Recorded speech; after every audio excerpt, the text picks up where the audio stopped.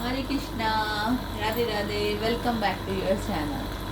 आज बहुत ज़्यादा गर्मी की वजह से ठाकुर जी नौका विहार कर रहे हैं। वैसे छोटे गोपाल जी कर रहे हैं, बड़ों के लिए फिर कभी करेंगे अरेंजमेंट। तो आगे पढ़ते हैं हम अगला श्लोक गीता जी का। अपूर्या नापन चल प्रतिष्ठान समुद्र वापः प्रविष्टान तीर्था तद्रुत कामः या प्रविशन्ति सर्वे सा शांतिवान प्रवृत्ति न काम कामी। इसमें ठाकुर जी कह रहे हैं जैसे नाना नदियों के जल सब ओर से परिपूर्ण अचल प्रतिष्ठा वाले समुद्र में उसको विचलित ना करते हुए समा जाते हैं, वैसे ही सब भोग उद्देश्य स्थित प्रज्ञ पुरुष में किसी प्रकार का विकार उत्पन्न किए बिना ही समा जाते हैं। वही पुरुष परम शांति को प्राप्त होता है, भोगों को चाहने वाला नहीं। इसमें हमें ठाकुर जी बता रहे हैं कि जैसे जो सभी नदियाँ हैं, इनका गंतव्य, इनका जो बेस्ट पॉइंट समुद्र है। तो अचल प्रतिष्ठा वाले मतलब कि अपनी जो मर्यादा को कभी भी नहीं लांघता समुद्र। चाहे सारी नदियाँ उनमें गिर ही जाएं, सारी गिरती ही हैं, फिर भी वो अपनी मर्यादा को नहीं लांघता, समुद्र से विचलित न करते और उसी में समा जाती हैं। सारी नदियाँ समुद्र में समा जाती है, उनका एक इंच भी जल नहीं बढ़ता, वो अपनी अचल प्रतिष्ठा में विराजमान रहता है। वैसे ही सब लोग जिस पुरुष में किसी प्रकार का विकार उत्पन्न नहीं करते, किए बिना ही समा जाते हैं। जैसे कि पीछे मैंने आपको बताया हुआ है कि स्थित प्रज्ञ पुरुष की क्या स्थिति है, कैसे सोता है, कैसे जागता है, ये हमने सब डिस्कस करा। तो इसमें ये उन्होंने बताया कि सभी प्रकार के लोग इसमें ये नहीं है कि जो स्थित प्रज्ञ पुरुष होता है उसका गृहस्थ नहीं होता, ये वो वैरागी या सन्यासी होता है, ऐसा ठाकुर जी ने कहीं भी नहीं कहा।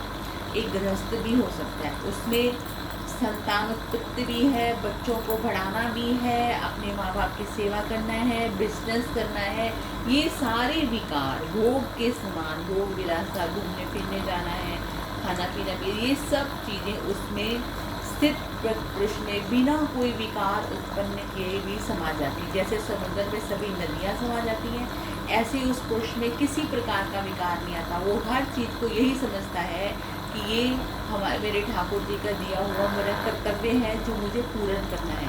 इस प्रकार वो अपने हर एक काम को हर एक कर्तव्य को बड़ी अच्छी से, बड़ी निष्ठा से निभाता है और उसको कोई भी विकार उसको विचलित नहीं कर पाता। जैसे कि हम लोग टेंशन में आ जाते हैं, अरे बच्चे की शादी नहीं हो रही, अरे उसको एडमिशन नहीं मिल रहा, उसकी जॉब नहीं लग रही, अरे बेटा का बेटा नहीं हो रहा, अरे पोती की शादी नहीं हो रही। ऐसी चीज़ें उसको बिल्कुल भी परेशान नहीं करती, क्योंकि वो उसको सब पता है कि समय अनुसार खत्म होना है और प्रारब्ध से, भाग्य से अधिक किसी को कुछ मिलने वाला है नहीं वे। और वो अपना सारा चिंतन ठाकुर जी में ही लगाता है। जैसे हमारे उसमें जो राधा वल्लभी संतरा में ये कहते हैं कि जोई जोई प्यारा करे सोई मोहे भाई। तो इसी प्रकार ठाकुर जी का जो भी करते हैं उसको वही अच्छा लगता है, तो वो इसलिए उसमें किसी प्रकार का विकार उत्पन्न नहीं होता।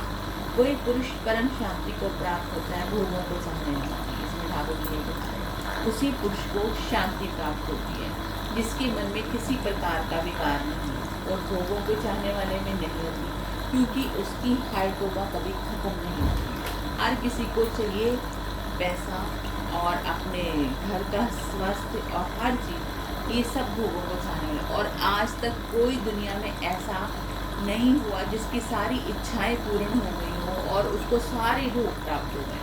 इवन कि किसी को संसारिक भोग सारे मिल भी जाएं तो उसकी वासना इतनी बढ़ जाती है कि उसको फिर स्वर्ग आदि के भोगों की लालसा बन जाती है। तो ये जो भोग इच्छा है किसी की शांत होने वाली नहीं है। इसके पीछे जस्ट लाइक ये ही है कि आप मृग तृष्णा के पीछे भाग रहे हो, कितना भागोगे, कुछ भी नहीं पूर्ण होना। आपको शांति श्री ठाकुर जी के चरण कमलों में ही मिलने वाली है। तो यही इसी में ठाकुर जी ने वही बताया है कि जो विकार रहित पुरुष होता है वो परम शांति को प्राप्त होता है, तो जो भगवान को चाहने वाला नहीं। तो इस प्रकार हमें अपने अपने सारे कर्तव्य निभाते हुए ठाकुर जी का नाम जप करना चाहिए। इनडायरेक्ट वे में ठाकुर जी हमसे यही कहना चाह रहे हैं। तो ये था आज का श्लोक। तो मिलते हैं फिर रात को 9 बजे। राधे राधे।